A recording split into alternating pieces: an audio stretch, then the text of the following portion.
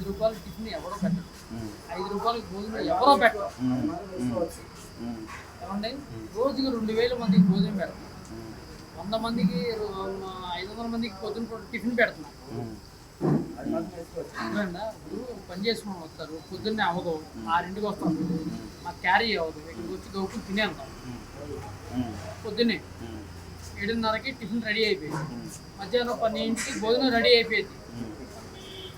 లేని కాదు, అందరూ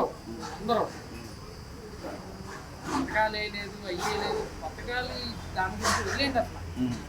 ఆయన వేయకపోవడమే మంచిది. నాకైతే ఆయన డబ్బులు ఇవ్వడమే మంచిది. ఆ డబ్బులు ఉంచుకొని రేపు వరదలో వచ్చినప్పుడు ఆయన చదువుకోవడం మంచిది. చంద్రబాబు గారు ఆయన ఇస్తానంటున్నారు. వద్దు, నాకైతే నా మనసత్వం నేను చెప్తాను. అది నా